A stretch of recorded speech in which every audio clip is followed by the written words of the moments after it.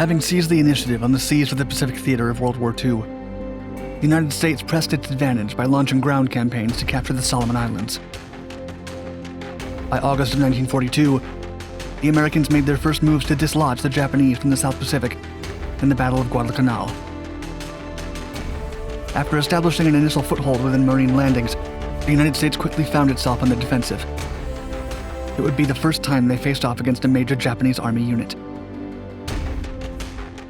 Lieutenant Colonel Merritt Edson would lead the defense of Hill 123 at Lunga Ridge on Guadalcanal from September 12th to the 14th.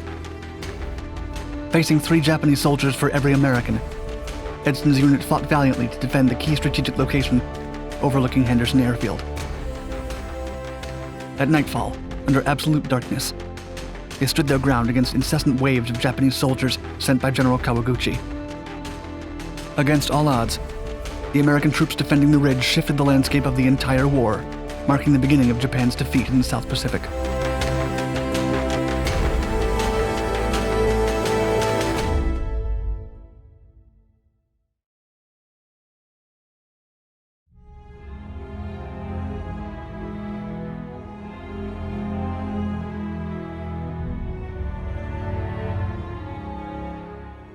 Allied troops, mostly from the United States, arrived on Guadalcanal, Tulagi, and the Nila Islands on August 7, 1942. These landings intended to keep the Japanese from using the islands as bases that could threaten supply routes between Oceania and the United States. Securing the islands would also provide launching points for the campaign against the Japanese base at Rabaul and the Allied campaign in New Guinea. The arrival of the American troops marked the start of the Guadalcanal campaign, which would go on for 6 months. By the night of August 8th, the Allies had taken over Tulagi and the airfield under construction at Luga Point on the north end of Guadalcanal. This took the Japanese completely by surprise. General Alexander Archer Vandergrift sent his 11,000 men under the 1st Marine Division to the Luga Point airfield to set up a loose perimeter. Led by the respected Lieutenant Colonel Merritt Edson, also known as Red Mike, they cemented their position. Edson was already becoming a wartime legend, earning 2 Navy Crosses. It had been partially his foresight that led them to establish the perimeter. He believed that the Japanese were planning to attack Lunga Ridge, while Vandergrift believed they would attack from another point. Edson and Colonel Gerard Thomas convinced their superior that they needed to defend the area. The airfield was named Henderson Field in honor of a Marine aviator lost in the Battle of Midway, Lofton Henderson, on August 12th. Allied planes and pilots operating from the field were then labeled Cactus Air Force due to the Allied code name for Guadalcanal. As a response to the new American position and threat, the Imperial Japanese Army assigned the 17th Army based at Rabdul to retake Guadalcanal. The military team was under the command of Lieutenant General Jarukichi Hyakutake.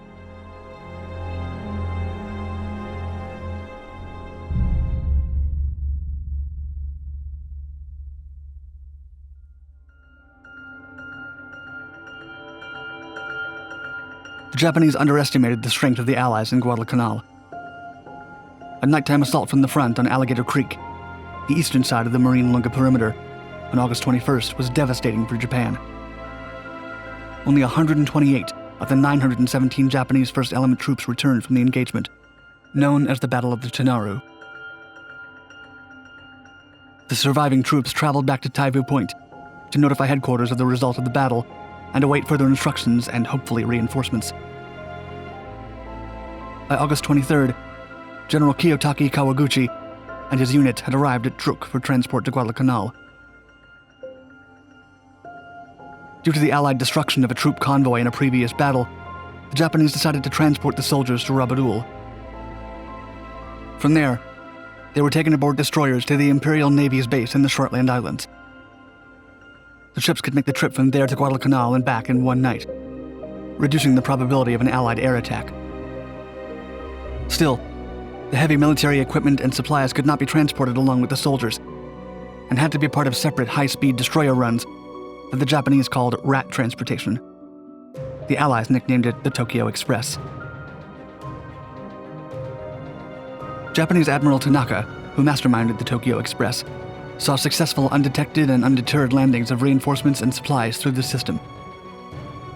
As the campaign became a war of attrition focused on landing troops and preventing the enemy from landing theirs, the United States became rightfully concerned that the successful arrival of General Kawaguchi and the 35th Infantry through the Tokyo Express could cause significant trouble.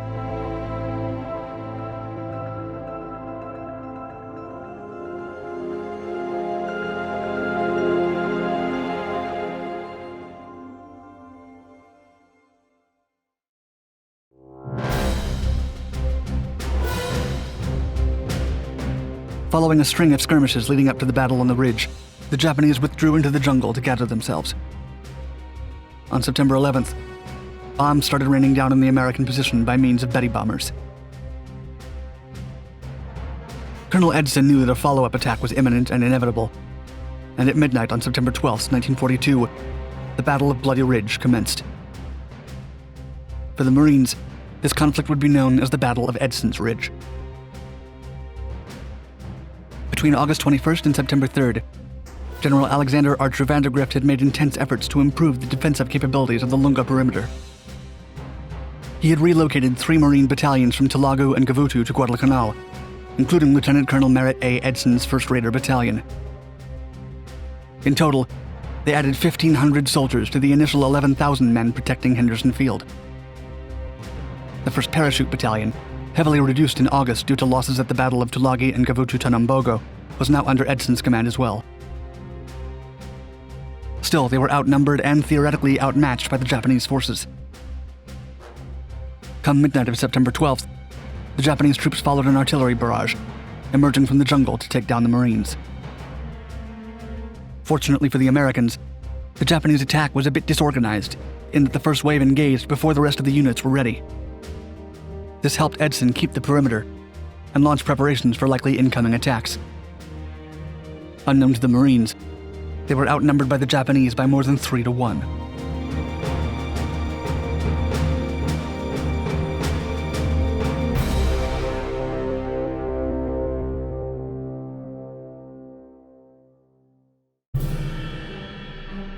In the evening on September 12th, as nightfall chased the American soldiers, Edson stepped atop a grenade box and addressed his troops, saying, quote, "You men have done a great job so far, but I have one more thing to ask of you.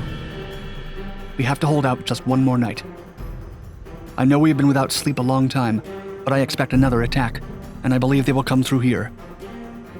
If we hold, I have every reason to believe we will be relieved in the morning." The Japanese emerged from the jungle at nightfall. General Kawaguchi sent his 3,000 soldiers to vanquish Edson's 830 during a pitch-black, moonless night. An attack on the right flank kicked the Marine Raiders of Company B out of their hilltop position. At the same time, a different wave pushed back the Marines of the 1st Parachute Battalion.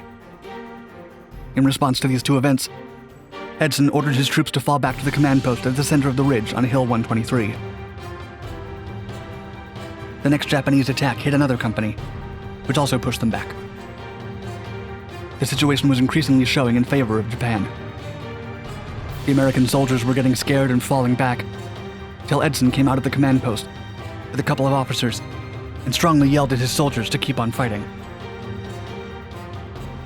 The rest of the Raider companies were doing their best to hold their positions. The Marines made a horseshoe line around Hill 123 to defend it. A Japanese battalion rained down in frontal waves of assaults. They charged with only minimal fighting from parachute flares dropped by a Japanese float plane. The Marines fought back valiantly as the Japanese propped up a 75mm regimental gun to Hill 80.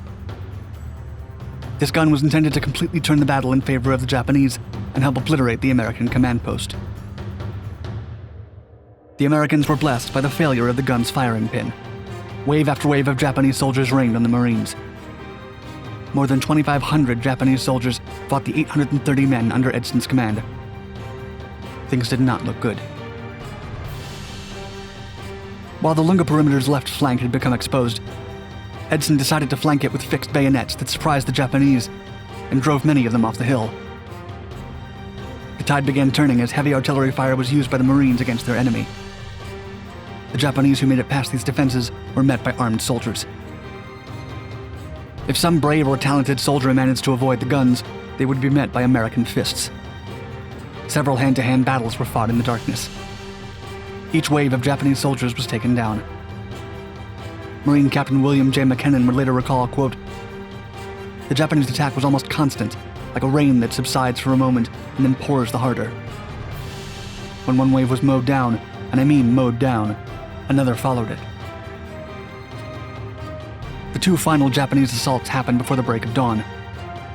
Their remaining positions were subdued by U.S. Army Air Corps Airacobra fighter aircraft in the morning, and the Japanese began to pull back. The Battle of Bloody Ridge marked a great victory for the Marines, who called the conflict the Battle of Edson's Ridge.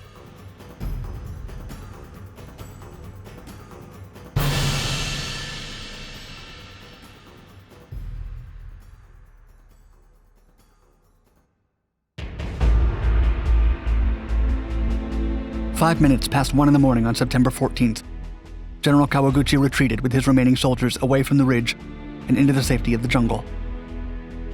There they took care of the wounded and rested for a day. He was ordered to further withdraw westward towards the Matanikau River Valley. The soldiers who could walk had to assist in transporting the wounded.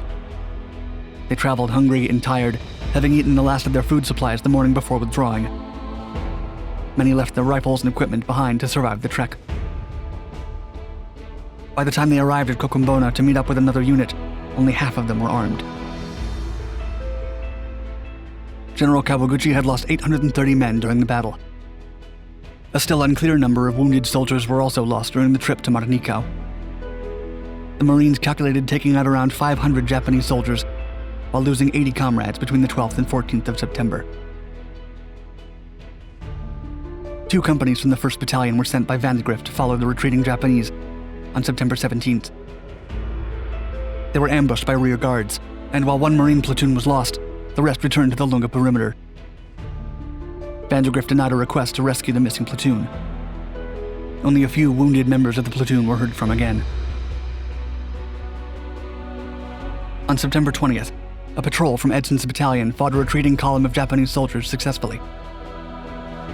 While the Japanese regrouped and planned, the Americans focused on improving the defenses at Lunga. Vandegrift brought in another battalion from Tulagi, and an Allied naval convoy brought in over 4,000 troops from a provisional Marine brigade. With the reinforcements, the U.S. was able to create an unbroken line of defense around the perimeter.